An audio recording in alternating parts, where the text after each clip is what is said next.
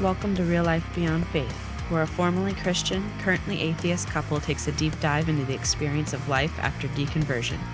This is episode 19. I'm your host, Jenica Crail. And I'm your host, Patrick Crail. So this week we're going to talk about sex again. Only we're going to take a kind of different spin on it. So the last couple episodes we did about sex, we called them How Religion Screws Sex, because we were talking about the negative effects that religion can have on sexuality. This episode, we're actually going to talk about how atheism or non-religiosity can actually benefit your sex life and how it's kind of impacted us since we've left religion and just in general. Yeah, so this week we'll focus on the positive side of sex and sexuality. So it's kind of a part 3 to our sex series, but since we aren't naming it How Religion Screws Sex, then it's not going to be actually listed on there as part 3, as you've seen since you are now listening to the episode. And tonight our topic is extra interesting. Yeah. Sexuality. I just like to say that. So yeah, we'll get into the more interesting and fun topic when we get back. After this break. When we get back. After this break. Have y'all ever wondered what it's like to be a redneck with empathy? Have you never heard of a Southerner who isn't a blathering bigot? Well, have I got the show for you.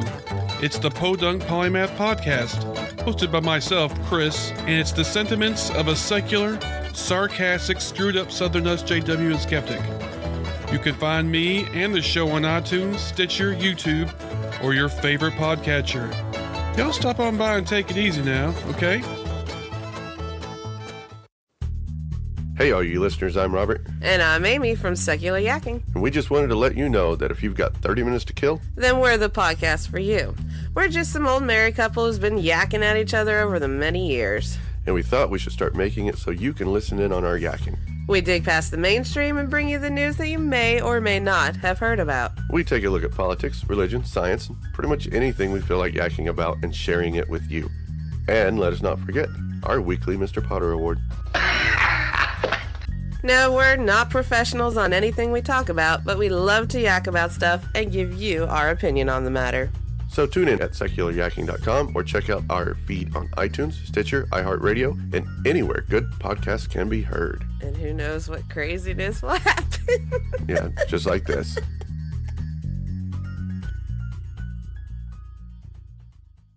Hey there.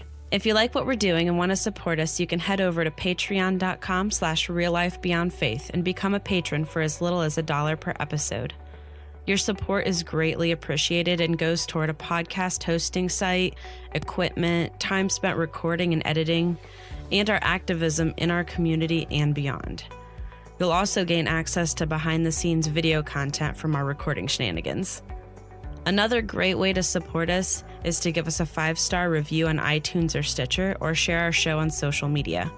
You can find us at facebook.com/reallifebeyondfaith and Twitter at RLBFpod. And you can email us at reallifebeyondfaith@gmail.com. And we're back. And we're back. Hey.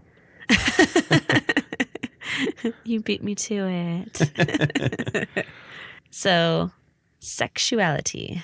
I'm just going to keep saying that just because I love to say that. It is a fun word. It just kind of rolls off the tongue. Sexuality.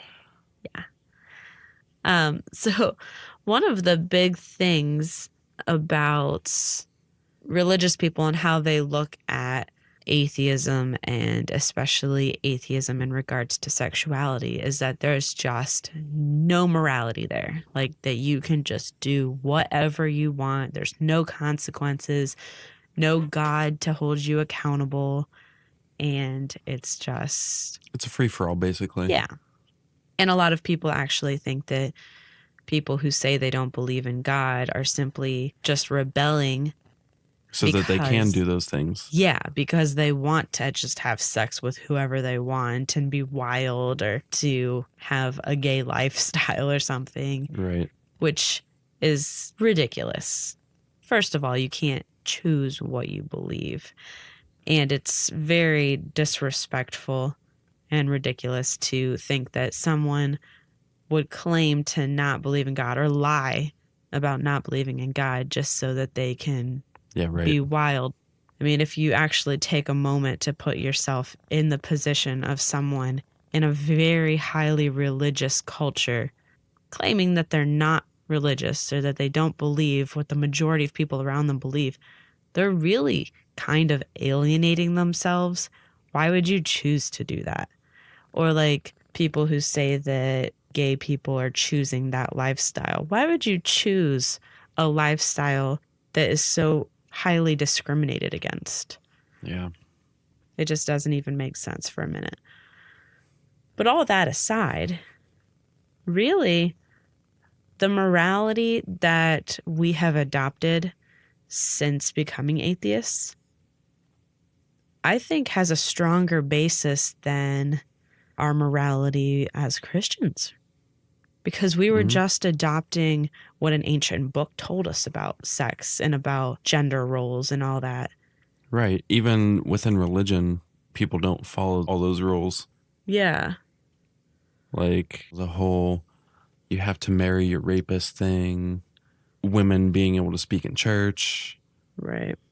Yeah, and I mean, like, even aside from that, even if, like, the Bible actually portrayed what Christians say that it does about sexuality, like, a lot of Christians just don't even know about a lot of the immorality and sexual stuff in the Old Testament, and they don't care. The Old Testament is the Old Testament. Nobody cares about that. It's old news. Even if everything that Christians thought the Bible said about sexuality was true, it's still just this ancient, lacking morality or, repressed sexuality. It's having trouble with wordsing. Those darn words. Basically, what I'm saying is what we believe now about the morality of sex is that there are just a few rules. You're consensual, you're adults, you're not hurting anybody. And you're not hurting anybody. So if you are abiding by those three things, if you think about it, everything else is okay. If it's not hurting anybody, if it's consensual, and if it's among adults, literally, you can do whatever you want, and it's fine because it doesn't hurt anybody. The way that people believed about sexuality in days gone by is old, and it's not evolved, and it doesn't fit our humanity and the natural inclinations that we have as human beings.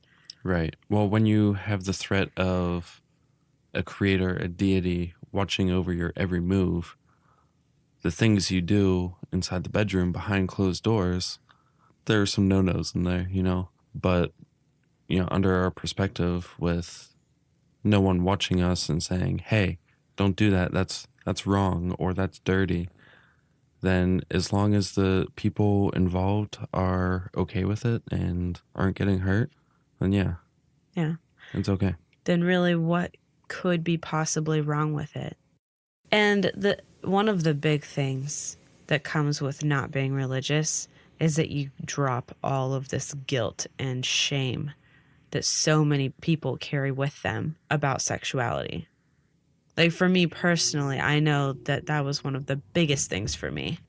I took my faith very seriously, and I took the understanding that I was to remain pure very seriously before marriage. And when I failed to do that, I had horrible guilt and shame over it. And when I failed to not masturbate, because I believed that was a sin. because you almost always have lust when you masturbate. Right. And in Christianity, you're taught that lust is wrong. And if you're not married, then any thoughts you think about anybody is adultery. That is adultery, yeah. Mm-hmm. And it's lust. Yeah. And then I brought that guilt into our marriage because I felt bad for not being pure for you. Which we've talked about all this on our other sex episodes. Right. But it's just an example of what you drop, what you leave behind when you leave religion. You enter into this mindset that anything is okay as long as you're doing it right, being, consensual and everything. And it doesn't matter if it's a man or a woman in your bed. Mm-hmm. Homosexuality is fine. It's not hurting anybody. Yeah, according to us, it's not a sin. Yeah, having kinks. Yeah, all kinds of stuff, really. Yeah, and to me, I think it's so freeing to be able to be so open-minded and non-judgmental. Yeah, it is really freeing. Like, that's one of the biggest things for me with losing religion is how freeing it is to not be so judgmental about everybody. Like, oh, this person is sinning because they are a homosexual, or this person is sinning because they are having premarital sex. Right. Like, just being constantly worried about what everybody else is doing that doesn't even affect your life in any way. Yeah. Or the whole idea of a slut. Like this idea of a woman being slutty because she sleeps with more than one person, or, whatever the case may be. First of all, it's super misogynistic because very rarely is a man considered, slutty. I mean, there's the term man slut, but it's usually used only when a man is like really like sleeping with a lot of people. Well, typically the narrative is a woman is a slut because she sleeps with too many people. A man is a player when he sleeps with a lot of people. But the difference is, for a man, it's seen as a positive, right, that they sleep with multiple women. But for the women, it's seen as a negative thing. Yeah, like a flaw in their character or something. Right. Like the man gets, slapped on the back like, oh man, you're such a player. And for a woman, you've got usually other women talking behind their back like, oh my God, she's such a slut. Mm-hmm. She'll just open her legs for anybody.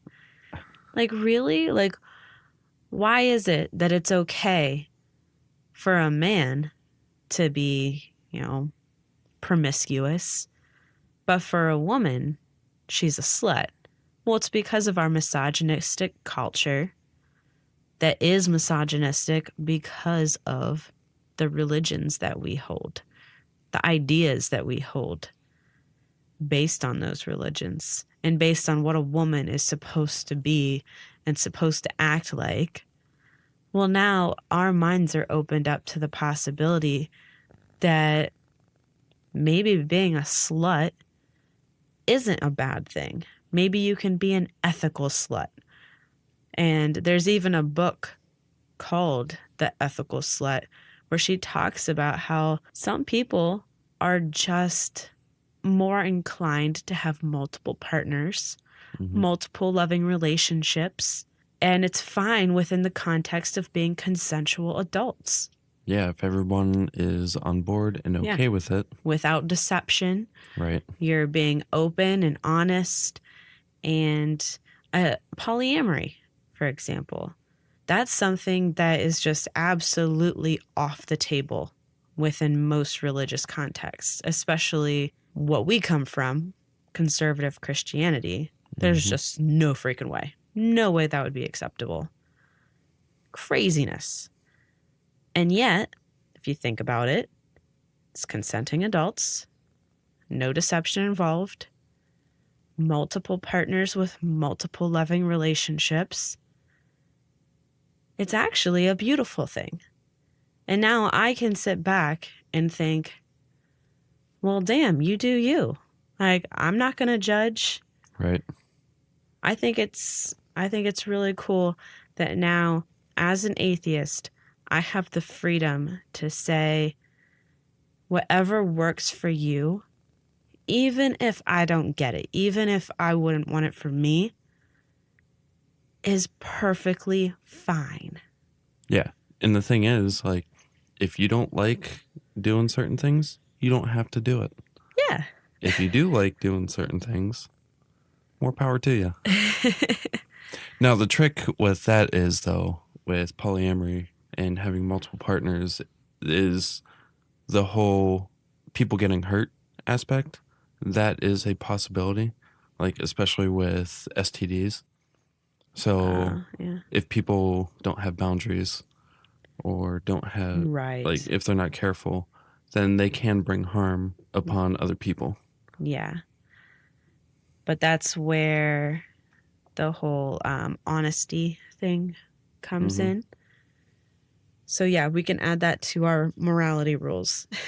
So, consensual, adults, no harm, and honesty. Right. And then anything that falls into those guidelines is good to go. So right before we started recording, I pulled up an article written by Greta Christina from 2011, and it was about the study that Dr. Darrel Ray and Amanda Brown did. Amanda Brown was an undergraduate at Kansas University, and Dr. Darrel Ray is the host of Secular Sexuality, the podcast. He's also been a psychologist for over 30 years. He's the author of The God Virus and the book Sex and God, and he's a personal friend of ours. The article was talking about this study that him and Amanda did, and the title of the article is Atheists Do It Better, Why Leaving Religion Leads to Better Sex. And it's really fascinating. The whole article is talking about the findings of the study and how over and over again it was found that people who are more religious or who were raised more religious experienced a lot more guilt while within that religion. And then when they left religion, or, you know, people who weren't religious to begin with, had a lot less guilt surrounding sex. There was a dramatic decrease. Yeah, and were more satisfied with their sex lives. And it's not shocking. It's so not shocking. But it's just cool to see science backing up what we already know. Yeah. The numbers were pretty staggering. But like I said, not shocking. It was just really cool to see. This part was interesting, though. It says when it comes to people's actual sexual behavior, religion doesn't really have as much impact as you might think. It says that religious and non-religious people have pretty much the same kinds of sex, pretty much the same age of onset, and pretty much the same rate.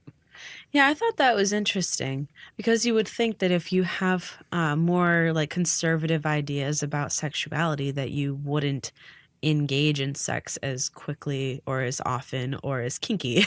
Right. But people are still engaging in those behaviors. They're just feeling shitty about it after. Right. Or during. Yeah, the problem is that it's human nature to have those feelings of sexuality, desire. Yeah. But the problem with religious people is that they have to either hide it or repress it and or feel guilty about it. Yeah. Yeah, I mean, like, I started masturbating when I was like, I think 8. I don't know about you. I think maybe around 13. Really? Yeah. Oh, maybe 12. Yeah, I hear girls actually do tend to start earlier, younger than boys. It's really interesting, especially considering like how our culture views sexuality when it comes to boys versus girls. They think that boys are just little horn dogs and girls want nothing to do with it. And really, girls are in there diddling themselves a lot earlier than boys. Well, don't girls typically hit puberty a lot earlier than boys? So that's part. I think that's part of what's probably not like a lot earlier, right? But maybe a little bit earlier. Yeah. Yeah. That might have something to do with it. Yeah. I'm not sure of all the details about that. But yeah, like I was a good little Christian girl, but I found out that it feels good to touch myself down there, and it felt good to think about boys in certain ways. And I didn't really know why or what I was doing. It just felt natural. And then I found out as I grew up a little bit that that wasn't okay, and I felt horribly guilty because I'd been doing it for years. And I was like, oh no. And I thought there was something horribly wrong with me. But right, yeah, because like, what you've been taught, what you're feeling is kind of the opposite of what you're being taught. yeah. So they try to basically control what you're doing by making you feel guilty about it. Yeah. It's a great way to keep people coming back to church and back to God, is by taking something as natural and as intense as your sex drive and using that as a negative thing in your life, something that would cause you guilt. Because then every time that you fall back into your nature, then you have to come back to God or come back to church for forgiveness. So really, it's just a huge cycle of guilt, shame, come back to God, guilt, shame, come back to God. And I know that Darrel Ray talked about that in his book, Sex and God. And it just made so much sense to me when I read that. I'm like, oh my God. Yeah, that's exactly how I felt. It was just this cycle because you can't avoid your nature. It's a part of you. It's natural. Our sex drive as human beings is so strong if we're not asexual. There are some who are asexual and do not have any kind of desire for sexuality. I want to recognize that. You are valid people. Right. But yeah, like for most people, that is a very, very strong desire. And to try to ignore that or push it down is extremely difficult. Yeah. And I mean, if you think about it, how realistic is it to think that people are not going to feel sexual tension or have sexual thoughts until the day that they are married? Well, you're expected to just push those thoughts out repress of your head. It. Don't act on it. Yeah. And I mean, human nature, that's really, really difficult to be able to fight and be able to hold back in that area. But they argue that your human nature is a sinful nature. And so you should always be trying to repress your human nature. We feel a desire to feel a sense of pride in our accomplishments. They tell you to hold that down, that pride is not good. Right, and that's the whole controlling aspect of it. Yeah, everything that comes naturally to you as a human being can somehow be twisted and manipulated to make you feel guilty.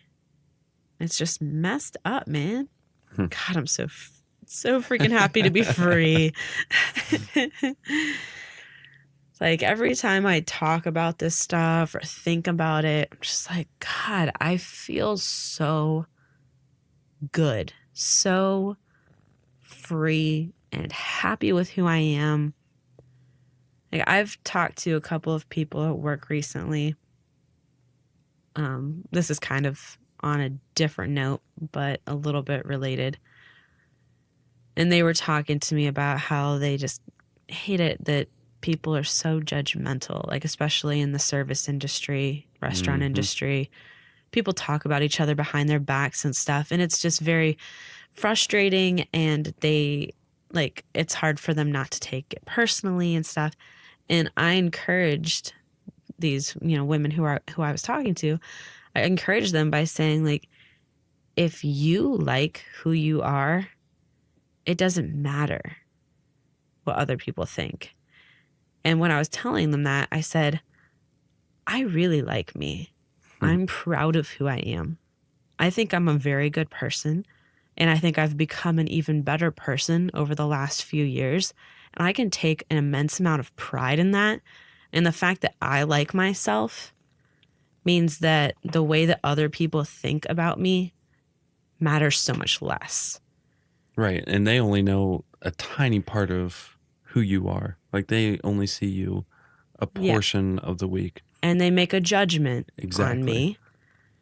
But their judgments of me, it just doesn't matter in the grand scheme of things. Yeah, I want them to like me because it makes my, work experience better, because then there's more people who like me, blah, blah, blah. But as far as like me thinking any differently about myself based on what they think of me, it just doesn't matter. And my point in talking about that is that I have come to the realization that pride in that way is a good thing. It's fine that I can feel proud and that it's not a sin. And in feeling that pride about myself, I have become a much more satisfied, happy person. Yeah. It's crazy because I never would have thought that. And I never would have thought it would be okay to feel that way about myself. Yeah. And it allows you to not be concerned with what other people think. Yeah. And what they say about you. Yeah. And the same goes with sexuality. I don't have to care what other people think about me and my expression of my sexuality if it's like outside the norm or something. And same for other people who adopt, different lifestyles than what is the norm, like the polyamorous lifestyle or kink or, homosexuality, all of these things that fall outside of what our culture says is normal. We don't have to care what these judgmental people think of us. Yes, we should definitely fight when it comes to legislation, things like that. But you know what? We can feel pride in who we are as human beings and our ability to embrace our sexuality, even when it goes against the norms, especially when it goes against the norms. Right.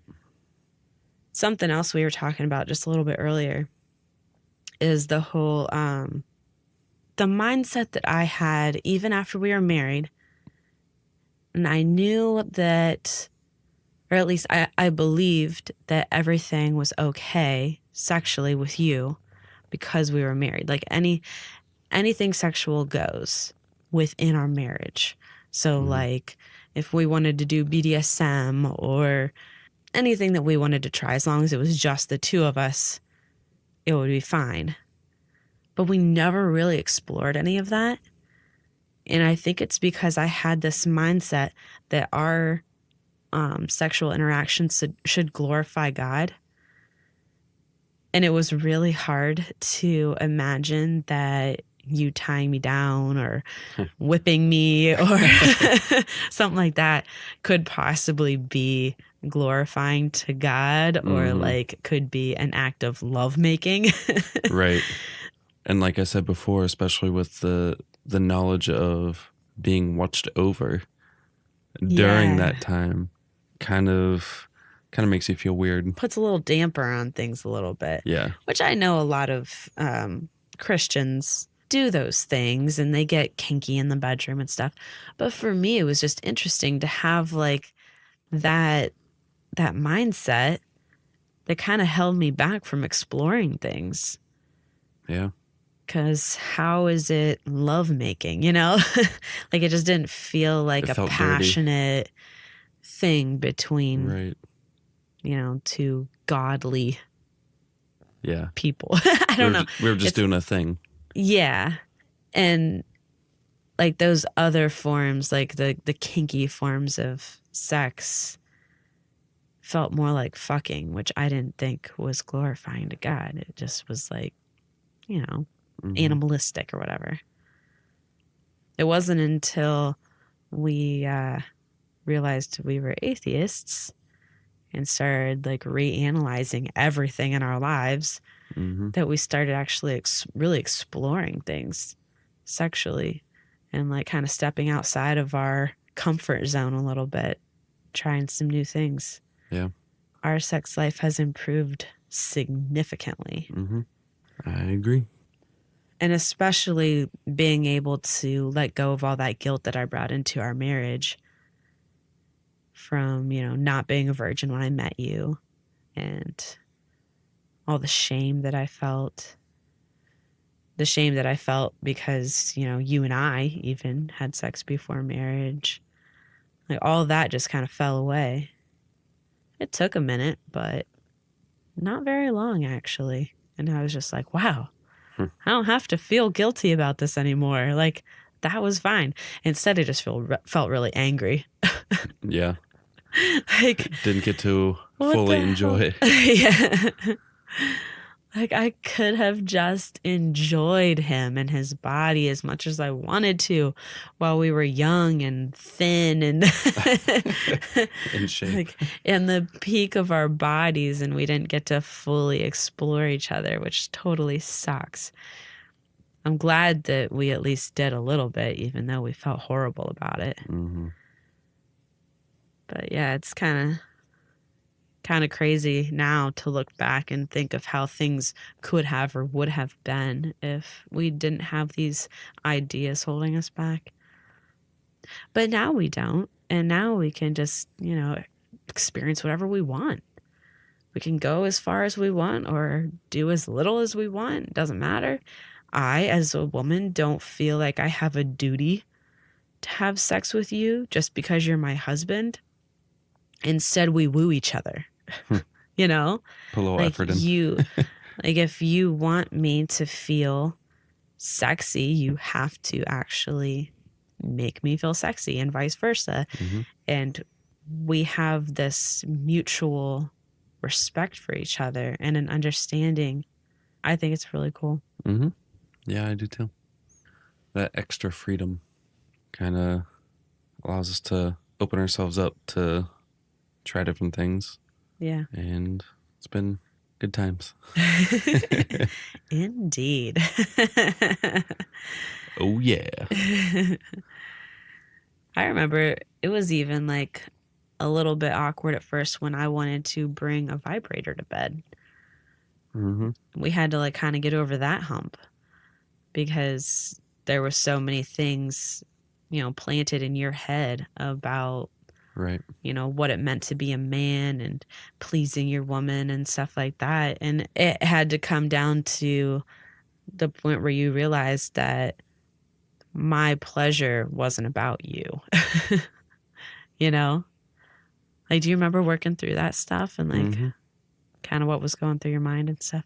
Yeah, that was a tricky one to get through for me because, part of that whole mindset of being a good husband, being a man for you, or being a good lover in general. Mm-hmm. is to be able to please you without any kind of extra help.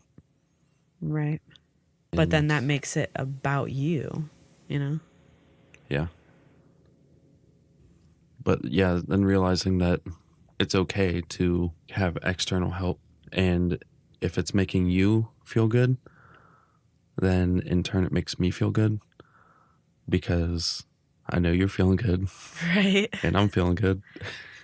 Yeah, and you can embrace the fact that my body requires extra help sometimes, and that me coming to the full satisfaction or having an orgasm or something is about my pleasure and not about you being the one to get me there completely, and how much of a man I am.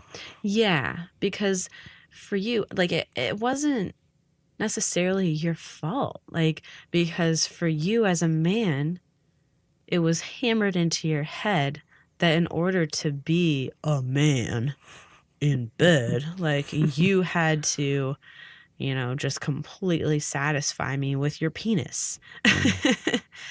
And well, I mean, there were other things too. It wasn't that idea that it strictly had to be my penis, Okay. Elaborate. Well, I mean, oral, there's... Well, yeah, no. With your hands. You know what I mean. It had to be you. Right. And it couldn't be... But more specifically, it doesn't have to be strictly right. penis. Gotcha. Yeah, and, yeah, I'm sure that it makes you feel extra good when it is just you. Mm-hmm. But it also had to be kind of a revelation, I think, that it's just as good when it's not just you. Right. You know what I mean? Mm-hmm. That was just one of those hurdles that we had to get over, and to realize that, it's kind of a flawed way of thinking. And there were so many instances like that of just the flawed thinking. Can you think of any other ones that we kind of came to the realization like, oh? Well, stepping back for a second, the problem in that mindset is if your partner is not getting you to orgasm and you do need that extra help, like if you are not able to use it, then you just become frustrated, and then it's just a downward cycle from there. Like you become frustrated. I can tell that you're frustrated. You're not getting there. I'm not getting there. And then it's just over from there, Yeah. Yeah. And sometimes it's not even a case of them not being good at getting you there. Sometimes it's just a case of like your body doesn't do it without. Right. Like there are literally some times when I cannot get there without a vibrator. And that's just because that's my body. That's, what it takes. And I know that there are a lot of women who feel that way, and women who go most of their life without an orgasm because they won't speak up for themselves and say that they want to orgasm and that this is what it takes to get them there. Or that they don't feel comfortable with it themselves to begin with. Yeah. Because of what's been ingrained in their heads. Yep. Absolutely. Or they feel like, the sex is about the man and the man's pleasure, and their pleasure is secondary. Mm-hmm. So you also have to get past that idea that, this is for him, not me. And that's, I'm talking in heteronormative terms, but in our relationship, that's what it was a little bit for me. Like, well, sex is mostly for him. If I get off, great, but it's not the focus of this. Like, he gets off, and if I do, it's just a bonus. Mm-hmm. And then I realized, like, no, that was my own misogyny, my own, ingrained understanding of gender roles. And I had just as much of a desire to have orgasms and to feel satisfied sexually. And I was, I had just as much of a sex drive as you did. Yeah. And I wanted to experience, the fullness of our sexual experience. But, my religious ideas held me back until I came to the realization that I deserved it, And it's okay. Yup. And now I'm far more satisfied with our sexual relationship because the communication is so much more open. I feel like I can express myself. I can feel pride in myself and in my body and get a little bit more freaky. Now that I know that I have just as much of a right to an orgasm as a man, then I can experience and enjoy my sexuality so much more because I don't have that messed up mindset holding me back. Yeah, and it allows us to try new things. And if we're both more satisfied, then altogether it will be a better experience for both of us. And I think we're both more open to like talking about these things with each other more openly and honestly now, and requesting what we want. Yeah. I think that's super important to any relationship. Just talk to each other. And now, like, if one of us has some fantasy, some crazy fantasy that they kind of want to experience, then there's nothing holding me back from just telling you about it. Yeah. There's no like fear that you're going to judge me because it's too kinky or something. Like if you're not into it, you can just be like, eh. Right. Yeah. And I have that freedom, or you have that freedom to be like, Yeah, it doesn't really do it for me. Yeah. Or if it's something that, like, one of us is asking to receive something, the other person might not be okay with receiving it, but they might be okay with giving it. Yeah, right. Exactly. Just depends on what it is. And for people who are in polyamorous relationships, it's possible that they could be, one of the people could be into something that their partner's not into. But if they're poly or have an open relationship, then they can seek satisfaction in another person. And as Someone long who does as, like that stuff. Yeah. And as long as it's open and honest and the, jealousy is dealt with and everything, it can actually be a very beautiful thing. And I know that a lot of people have very successful poly relationships. Mm-hmm. That's just another very natural way to express your sexuality. So basically, without religion, you have a lot more options, a lot less guilt. I mean, basically, you have the freedom to experiment and do what you want within the confines of your relationship with your partner or partners, depending. Mm-hmm. And it opens you up to be less judgmental of other people and their preferences. It's okay to do certain things as long as, like we said, it's consensual, no one's getting hurt, and it's between adults. Yep, absolutely. What was the other one we tacked on there? Oh, yeah, honesty. Yeah, honesty. So, yeah. Lack of deception. Yep. But yeah, the biggest thing is the lack of guilt, because religion puts a big guilt and shame cycle on all things sexual. They say, can't do this, can't do that. And then when you do it, you feel guilty about it. Mm-hmm. Yeah. And even like within marriage, sometimes people just feel like it's a dirty act. Right. Like I know that some religious teachings just basically teach you that sex is a dirty thing and that you do it because you have to make babies or to please your husband, but really it's just a dirty sinful thing, and so you should do it as little as possible to just protect your soul. Just make babies and just do missionary. Yeah but sexuality can be so much more. And is so much more. And personally, for us, it has gotten better. Yep. And your prostate is so healthy.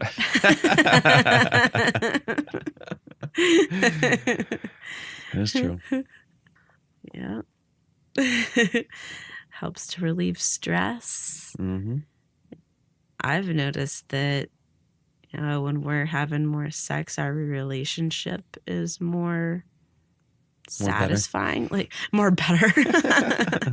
Like even just our friendship, like that aspect of the relationship seems closer. To be like we just feel more in sync, more close and loving toward each other. Sex is just freaking amazing. It's the bomb. Yep, bomb diggity. Yep, so moral of the story is I love sex, and you should too. And everyone should just love sex and not feel bad about being a normal person. Unless you're asexual, and that is okay too. Yes. Yep. So on that note, it's time to thank our patrons. First, we would like to thank Christopher. He would like to plug Tri-State Freethinkers. It's a large group in our area. It covers Kentucky, Ohio, and Indiana. That's the Tri-State. And their 4 main categories of what they do are activism, community events, education, and social events. So there's a lot of different areas you can get into depending on what you feel inclined to do. If you want to help people, if you want to hang out with people, if you want to educate people, etc. They have events pretty much every day of the week, it seems. They have lots of events, lots of ways to get plugged in. And that's It's really how we've gotten plugged in to this city, being new a couple years ago. So they're a cool group of people. The next tap patron that we plug at the end of every episode is Thomas Smith of Serious Inquiries Only. It's a podcast where he delves into science, politics, religion, and more. He takes a critical thinking look at these topics and invites on guests who are experts in those areas and has some very intriguing conversations. So check out his podcast. We would also like to thank Rich, who wants to plug Recovering from Religion. You can go to their website, recoveringfromreligion.org. And there's a couple other side projects associated with it. There's the Helpline Project, where you can call in, or you can even do an online chat now with a support person if you're struggling with doubts or leaving religion.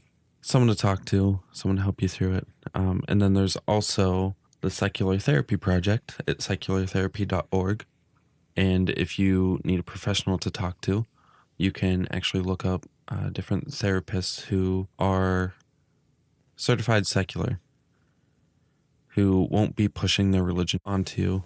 And you can feel comfortable in the fact that you can go see someone and get real help without the veil of religion. True that. True that. And this week, we would like to thank Marissa Alexa McCool for actually increasing her patronage to us. Thanks, Riss. Yay! You are awesome. We love you. Thank you so much. But also, you did not have to do that. What the hell? Seriously. We love you without your money. But we do very much appreciate that, of course. And she would like to plug a couple of things. First being her new book, Passing Cars, which we mentioned in last week's episode. And I actually have a copy of that book coming to me very soon. I think it's already in the mail. So I'm excited to read the whole thing. I've read one chapter, but I want to read the rest of it. And then we're going to pick an excerpt from that book, and we're going to have that be part of the show every week. Maybe we'll pick a few. The other thing that she would like to plug is her new podcast called We Too. And it's kind of branching off from the whole Me Too campaign. And it's just stories. I think it's weekly. She reads a new story from someone who has submitted a story of sexual assault or harassment or, you know, whatever they've gone through that leads them to be part of the Me Too campaign. It's very interesting to listen to these stories and hear other people's perspectives and experiences and know that you are not alone. Thank you all so much for listening this week, and we'll catch you next time. But in the meantime, keep it real.